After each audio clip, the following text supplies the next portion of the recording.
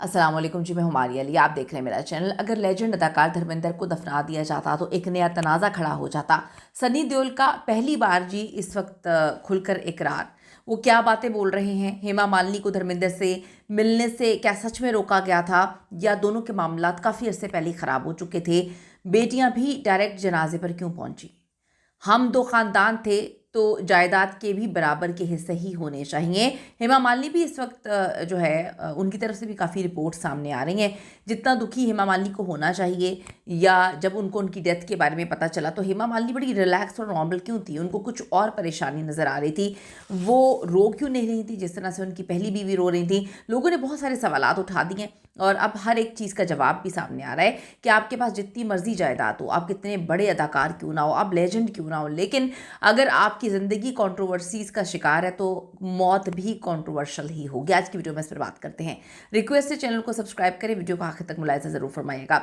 धर्मेंद्र ने जब 1980 में हेमा मालिनी जी से शादी करने का फैसला किया तो काफ़ी ज़्यादा प्रॉब्लम्स थी फैमिली के अंदर। तो प्रॉब्लम थी कि पहली बीवी है, पहली बीवी को छोड़ना नहीं है। एक नहीं, दो नहीं, बल्कि 4 अदद बच्चे थे और फैमिली को भी फिर छोड़ना पड़ना था कि वालिदैन की जानिब से ही शादी करवाई गई थी। पूरा गांव, पूरा जो है ख़ानदान, सबसे मुंह मोड़ना पड़ना था। उस वक्त जो है उन्हें अपनी बीवी से ज़्यादा अपने बड़े बेटे सनी देओल की मुखालफत का डर था। उनको पता था कि सनी जो है वो काफ़ी एग्रेसिव है, और वक्त ने साबित भी किया कि वो डर काफ़ी ठीक था। सनी जो है वो काफ़ी एग्रेसिव जो है वो बनकर सामने आए थे। धर्मेंद्र की डेथ के बाद ये खदशा जो है अभी साबित हुआ है, और बिल्कुल सही साबित हुआ है। और धर्मेंद्र की आखिरी रसूमात इसका मुंह बोलता सबूत है कि किस तरह से उसकी आखिरी रसूमात हुई, किस तरह से मीडिया को 12 घंटे के बाद बताया गया कि उनकी डेथ हुई है, किस तरह से बाकी लोगों को 12 घंटे के बाद पता चला।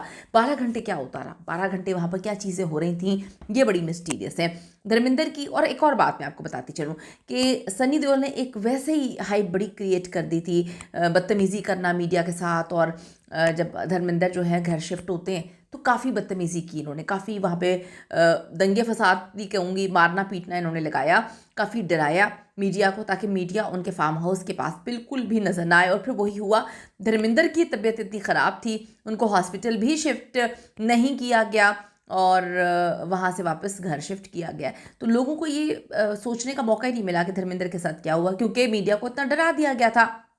धर्मेंद्र की मौत की झूठी खबरें आने पर हेमा मालिनी और उनकी बेटी ईशा देओल ने, सनी देओल ने भी जो है सब मीडिया पे आकर बयान दिए। लेकिन धर्मेंद्र की डेथ के बाद सारी फैमिली खामोश थी। जब असल में उनकी डेथ हुई तो किसी ने कोई बात नहीं की। और कहते हैं कि जब पता चला कि धर्मेंद्र की डेथ हो गई है तो ये डायरेक्ट पता चला कि आपने डायरेक्ट जो है वो वहाँ पर आना है जहाँ पर उनकी आखिरी रसूमात हैं, यानी कि घर भी आने का मौका नहीं दिया गया। सनी देओल और हेमा मालिनी के दरमियान जो रिश्ता है वो बॉलीवुड की सबसे बड़ी खामोश लड़ाई है, जिसके बारे में सब बहुत अच्छे से जानते हैं।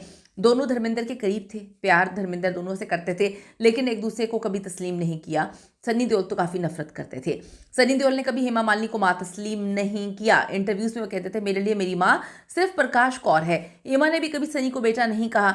बेटा उल्टा कहा मैंने, मजबूर तो नहीं कर सकती, अब क्या कह सकते हैं। फैमिली फंक्शंस में कभी एक साथ नजर नहीं आए। ईशा देओल की शादी 2012 में हुई थी, सनी और बॉबी नहीं आए। सनी की फिल्मों के प्रीमियर पे जो है हेमा कभी नहीं आई। धर्मेंद्र की सालगिरह भी अलग अलग मनाते थे।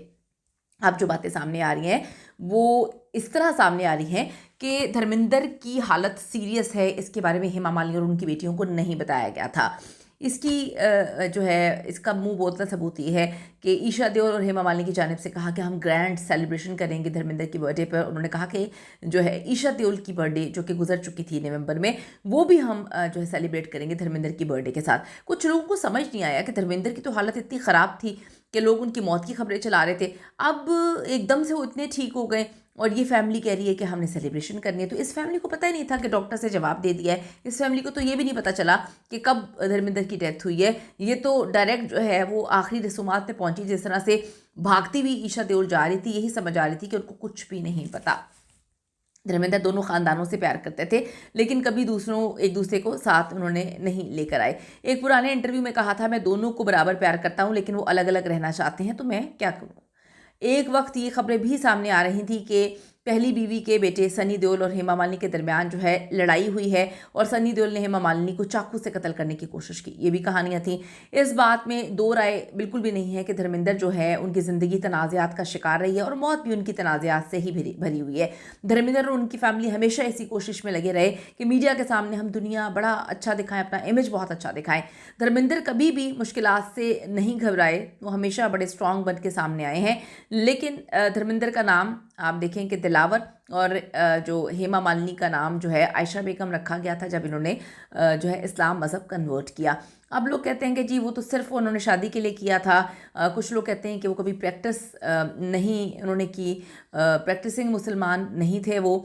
बहुत सारी कहानियाँ हैं, बहुत सारी बातें हैं। लेकिन मैं आपको बताती चलूँ कि ख़ुद 1980 में इन्होंने ऐलान किया था कि मैं मुसलमान हो चुका हूँ। धर्मेंद्र की पहली बीवी और बच्चे तनाज़ा से दूर भागते रहे हैं, हमेशा वो भागते रहे हैं दूर। और अब जो है हॉस्पिटल से ये तनाज़ा शुरू हुआ, इसको अब पता नहीं कब तक जो है तनाज़ा चलता रहेगा।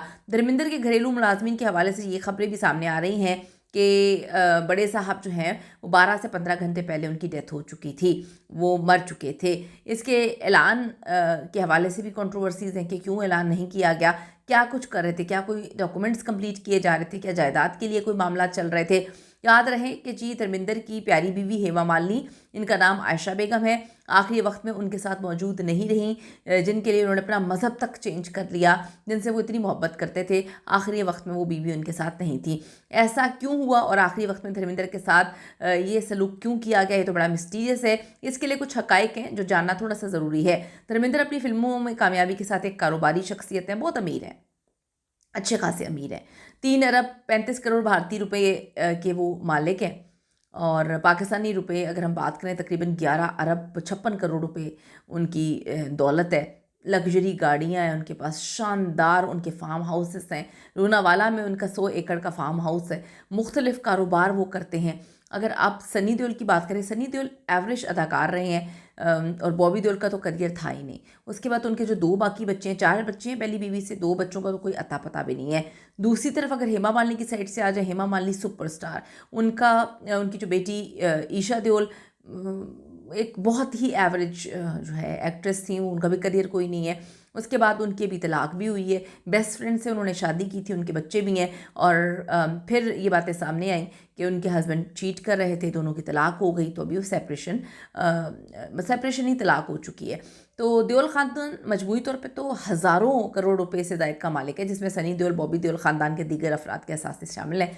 क्या हेमा मालिनी खुद जो है कम अमीर बंदी हैं, बहुत ज़्यादा उनके पास पैसा। यही वजह है कि देओल फैमिली भारतीय फिल्म इंडस्ट्री की ताकतवर और बाअसर ख़ानदानों में से एक ख़ानदान है। धर्मेंद्र की डेथ के बाद उनके छोड़े गए असासे दोनों ख़ानदानों में जो है वो बराबर बटेंगे या फिर पहली बीवी और उनके बच्चे हिस्सा मार जाएंगे, ये एक सवाल है।